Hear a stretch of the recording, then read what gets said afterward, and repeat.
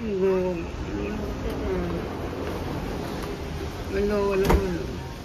Sarado na ang bahay namin. Wala na.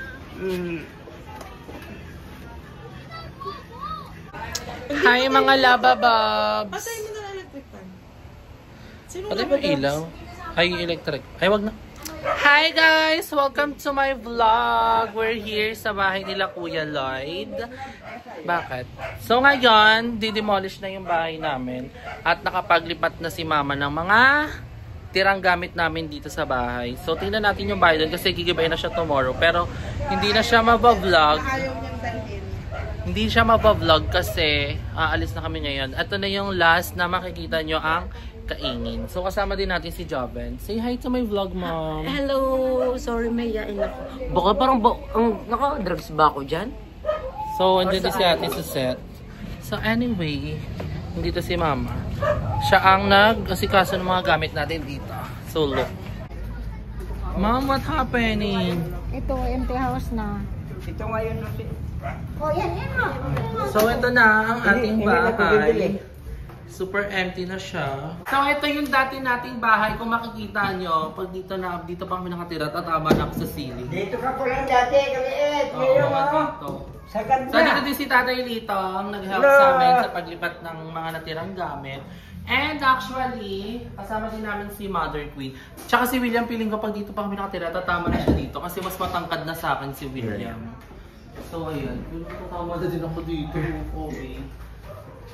Tapos, ayan, wala na talaga siyang gamit. Super empty niya, no? Tablet. Nakapasad. Ilang tablet? 1, 2, 3, go. Iyak ko yung malungkot na. Okay. Bakla ko yung tablet mo naman. Okay na yan. Wala. Ang pangat. Isa naman lang saya kay may iyak. 1, 2, 3, go. Hello. Kunyari yung di ka dyan replyan. 3 days. Bakla na naman mo ako. So kung makikita nyo, itong hagdan natin, pag kaming dalawa ni William ang nag-ano dito, anytime soon parang gusto niya nang sumuko. Pero madami kaming memories dito kasi actually, alam niyo ba dati, ito na trivia namin. So di ba mababa lang ceiling namin? So lahat ng galaw rinig agad sa taas or dito sa baba. Kahit tulog si Mama sa taas, umaaura ako dito sa baba. ng paligid. So, Sino na-aurahan mo? Taga-kainin na din ba yun? Maggie. So, akit tayo. Vlog takeover sa vlog ni Emma. Ayan. So, ito na ang ating dating hallway. Kung mapapansin nyo, pag matagal talaga kayo hindi nakatira sa dating yung tinitirahan, doon yung mapapansin yung difference. So, ngayon, sobrang, or lumaki lang din talaga ako. Lumaki ka Kaya lang. parang sumikip siya for me. Pero dati, this is my comfort place. Ito ang aking dating hinihigaan. Yes, dati pinitira pa part of may vlog. ano to dito, privacy. Meron ditong cortina. Tapos dito lang ako mag-isa. Nandang ko pa yan dati, pininturan yung gilid para may vlog ka. Pininturahan ko to ng puti. Tapos, dito naman natutulog sila Mama. And wala na yung cabinet here. And dinalista din yung... May aircon pa kasi kami naiwan dito. So, ikakabit yun sa kwarto ni William and ni Mama. So, ayan. Ayan, may nakalis na siya. Wala na talaga siyang gamit. Grabe yung tangkad na. Umiyak ka sa vlog ko. Umiyak ka sa vlog ni Mama. So, Mami, ano mapipil mo na, wala na. Nakakalungkot kaya yung parang Mabilis siya umiyak. aalisan mo na yung bahay. Kasi dalawa sila ni Popshi dito. Yes. Dito sila nag-make love. Tsaka talaga, pag alam mo dito ako dito, yung taga yung tumira, Dito sila nagbembangan. nakakalungkot kaya yun, yung aalis ka na, tapos kinabukasan din. Anong mamimiss? Ano na lang ang favorite memories mo here sa bahay? Walang favorite. Ano? Kasi dito kayo lumaki, dito ako tumanda.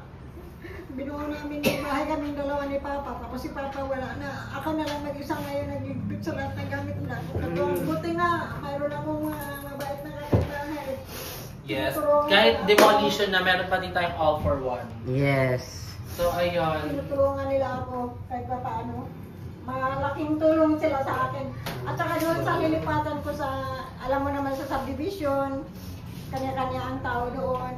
Wala kang, hindi ka tulad dito nga, paglabas mo lang, nandyan yung katsikahan doon. Ibang-iba ang life ko doon. Pero madami din friends si mama doon. Pero marami din akong kaibigan doon kasi dahil doon sa Sumba. Oh, alam niyo ba guys, kabog yan si mama kahit wala siyang lalaki sa buhay niya. May nagbibigay ng mga Valentine's gifts sa kanya, mga kaibigan. May nagbigay sa kanya 3 cake. Di ba? Pasabog si mama. Doon mo masasabing hindi masama ang ugali niya. So dito tayo sa terrace namin. Dito kami dati nag-aano. Sila yung dalawang katuwang ko. Ayan, si Daddy Bulday, tsaka si Kuya April. April. Sila ang ano talaga, die-hard friend. Yes. Ayaw pa nga ni April tumanggap ng ano, pang merenda ko sa kanya. Sabi, diyan na lang mami. Sabi ko, hindi pwede kasi pang merenda mo rin yan. So dito ang aming balcony before. Dito ako na gaganda-gandaan before kasi dito yung magandang lighting. And dito mo matatanaw ang airport. Ayan. Guys, ayun yung airport to. Ayan. Dito laging maingay ang ano. Tapos, dito dati, kapag baha, dito nakikitira yung mga nasa tapat namin. Katulad nitong dalawa kasi wala silang second floor.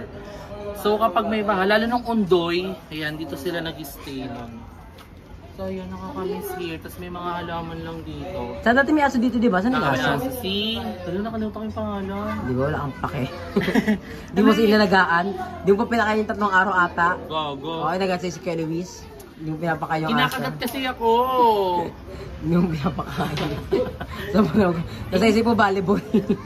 Iniisip ko kung... Patay na yung aso, di mo man naalala. Anong pangalan? Kobe! Yeah. Si Kobe. Sabay sila nun ni MC. Sino si MC? Aso pusa ni Kuya Lloyd. Anong kulay? Kulay puti. Sino si Gaga? Yung patay na pupusang itim. Okay. Bakla, ayun yung ano, natatanda ko yun, hype ka. So ayun lang yung ating house. Ito na yung last time na makikita niyo yung kaingin. Especially itong bahay namin. Kasi for sure, by tomorrow, may actually. Ito ba? Siguro by tomorrow, gigibain na to kasi wala na, nabayaran na kami dito. And sila mami din. So one of these days, gigibain na tong kaingin. So sa 22, babalik kami dito. Kasama uli namin sila ang BNT mostly. Tapos si mami, last reunion, yung mga taga-kaingin, may mga tutugtog na banda, yung mga usual na mga tropa din nila Kuya Lloyd. So, ayun, wala na talagang kaingin, bye-bye no. Kaya Jobin kasi yun ang nag-iba eh. Na-vlog mo ba yun sa'yo? Hindi ko na-vlog. O sa TikTok ka lang? Na-vlog ko yun. Ano vlog mo? Oo. Ay, oo, kami pala kasama mo noon. Iyak-iyak ka, yung scripted. Paano scripted? Umiyak talaga ako. Bahay mo yun eh. Asira. Ito yung hallway nila GM. Dito siya dati umaura eh. Kasi mami tulog doon. Ayan na. Tanggal na yung aircon. Wala na talaga yung bahay. So si mama, sasabay siya dun sa truck. Delivery.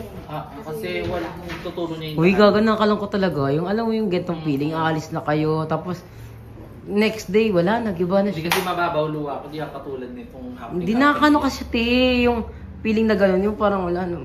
Oo, yung memories. Sinong mamimiss mong kapitbahay? Sila lahat. Kayo lahat. Parang may mga ayokong kapitbahay dito. Sino? Ayoko sa'yo. Wala akong kapitbahay. Meron si Ate mayroon. Mayroon dito. Pabunganga. Hindi ka babanggitin. Sino nga, sabihin mo na. Gaga. Bulong mo lang.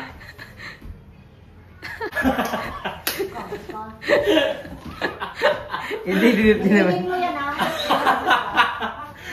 Wala niya. Sinisa namin yung kapitbahay. Clue, kilala niyo siya. Lumalabas siya sa vlog.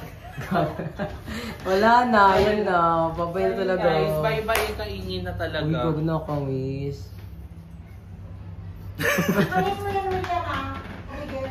Tarag, ibibig sa'yo. What are you? Joben. Mumurak ka. Ako bahala. Parang yung mag-yan. Nagkagalit si Mom. Ikakat niya naman yan, mami. Mom, where are you mad? Ha? Where are you mad? Kasi pangit ang ugali. Duwagdag pa nga. Hala, ayun, naloko kami. So tama talaga. Uy, alam mo, ito yung mga isa sa mga na-appreciate ko sa bahay ni Ma. Ito pag may mga Ang nagbisa sa sipag amin. niya niyan. Natandaan ko palagi siya nagaganyan si Mother. Ang ano niya dyan, balat ng chichirya. Kasi gaganon-ganon niya. Ayun, Ito din yung napapansin mga bisita namin pag bumibisita before. Like, Gumawa ka din, mami, kaya ulit. Hindi na. Kasi walang nakabitan. Wala. Iba na ang... hindi niya dinabot. Saka ito, noong dito pa ako nakatira, pag alam ko marumi na yung sahig, sinasabon ko to. Tsaka na kami talaga dito, yung No. Ito, winawas out ko yung tubig kasi gusto ko malinis ang sahig. Wala na, sila Jim na yung wala sa kaingin. Oo, wala. Tapos next na sila, Aye, Jeko, silang dalawa na natitira. Ito wala na Hindi pa magigibayin yung kanila, Padaye? Pwede sila hindi pa. Hindi pa sila ang bayad. problema nila ay kailangan silang lahat Oo nga, daw magkakapatid. mag-report. Kaya pala kailangan si Ali dito. Mag-report kasi sila lahat pipirma. Oo, Kasi ang nakapangalan nito nanay niya, yung nanay niya wala na. Binago yung affidavit. Pirma sila sa lahat pagkuha ng chiki. Kasi baka mamaya may isa mag-complain. At ang kabitiks ang maghati-hati yung sa pira. Ah, sa Parang pantay kapatid. talaga. Kung sila pipirma pa rin. And Ito ang sabi ni Sir Marlito. And ang CR namin, walang pintuan. Yes. Ganto-ganto lang siya. Ganyan-ganyan lang siya. So pag nag-ano ka, gumawa ka ng lagim dyan, mahuhulihin ka. Nakakamiss. Ito salamin niya, Emma. Iwanan na yun. Pinagplano to, tawag dito, pinaglumaan na siya ng panahon. So ayun lang guys, wala na talagang kainin ni Hazy. Wala na. Legit na to, literal na last sa vlog. Wala, nakakalungkot. Grabe. Ang bigat ng pakiramdam. So abangan nyo na lang, magpa-vlog kami sa BNT sa 22 sa reunion dito dahil for sure ayun na yung pinaka-last party namin here sa Kaingin kasi for sure, most of the house here is wala na nun, na tibag na. Libag na. Kaya ano. Ayun, abangan nyo na lang yan guys. So update ko na lang kayo later pag uwi namin. Ibibigay na lahat ng chicken. Dalawang tao na lang mas kasuhin ni Chris yung may mga mali-mali. Ganon. Lahat talaga, katapusan na. Hanggang katapusan na. Wala nang abote ng March. Yun na dalila siya. Wala. Gado na ang bahay namin. Wala na.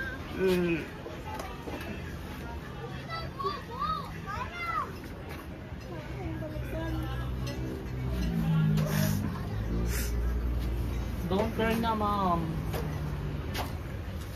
I don't know how to comfort. Punta ka dito, no? Tutulong pa ako. Wala na. Tutulungan, wala na lahat. Wala nang no turning back na talaga. Gusto ko sana i-vlog yung pag-iba, kaso hindi na namin makabot. Wala na talaga. Dati sabihan ko ni Miguel nga, punta ko manati dito, tingnan ko yung bahay ngayon. Wala na ko titingnan. Wala na akong makikita. Si Papa na lang naiwan dito sa kanya. Oo nga, no. Sayang lang guys, emotional si mom. Kasi ilang years ba tayo dito nagtira, ma? Tumira? Renta mahigit. Almost 36? 30. Ay hindi, Si more Mad, than sabi ni 30 Mad. years kami nagstay dito. Kaya 87. 37. emotional si mom. So ayun lang guys, naambon na din. Uwi na din kami mamaya-maya. Tapos na din kaming maglipat ng mga natirang gamit dito. So update ko na lang kayo later pag nakauwi na kami ng Cavite. So ayan, nakauwi na tayo dito ngayon sa Cavite and dadala na yung mga gamit na natira namin doon. Especially yung mga blanket na nakalagay doon sa cabinet kasi galing pang mga Dubai yun. Padala ng mga sister reret ko. So ngayon, naglilinis si mom sa mga gamit na nakuha niya doon. So look. So yan, kayo na pa siyang umaga dyan. Ayan, may water dispenser pala kami. This is super OG. Maayos. Ayos pa ba yan, ma? So ayan, may water dispenser pa pala kami. So hindi na kami mahirapan magpalamig ng tubig. Pero mostly, hindi kasi kami nagmamalamig na tubig din talaga. Pero anyway, update pala guys is, nagiba na daw yung bahay namin sa Kaingin. Sayang lang, hindi yun mismong na-vlog ko. Kasi nga kahapon kami pumunta, hindi naman siya nagiba kahapon. So, ayun. Pero may ganap pa kami sa 22, last reunion ng mga kaingeros at kaingeras doon. So, pupunta kami ng BNT and si Mother Queen, si Lati Saseta. So, ayun, abangan niyo yan. May tutugtog doon yung mga banda. Sila Oliver, for sure, familiar kayo doon. Ayun yung pinag-vlogan ni Kuya Lloyd na may-ari nung, doon, store. Yung Mini Mart. So, ayun, tutugtog doon. And for sure, jamming doon. And sobrang laki na ng pinagbago ng Kaingin. Nakakasad, but at the same time, wala namang magagawa. So, abangan nyo na lang yan. Magbablog kami ng BNT doon. Pagpunta namin doon. And I'm so excited. Kasi doon makikita ang last pagkikita ng mga taga-Kaingin. Kasi syempre, iba-iba na yung mga lugar kung saan na kami nakatira. Yung iba, mostly karamihan is nandito sa Cavite. Meron sa yung mga taga Valenzuela before, may pabahay sila dun sa Naik. Tapos yung iba nandito sa iba't ibang lugar sa Cavite. So, ayun lang guys. I hope you enjoyed this vlog today. And don't forget to like and share this video. And thank you so much sa pagsama kahapon kay Joben. And abangan nyo din yung vlog ni Mami. Nag-vlog siya kasi gigibain na din yung pink house, yung bahay nila Kuya Lloyd. So, ayan. Thank you so much for watching guys. Hanggang sa muli. Bye!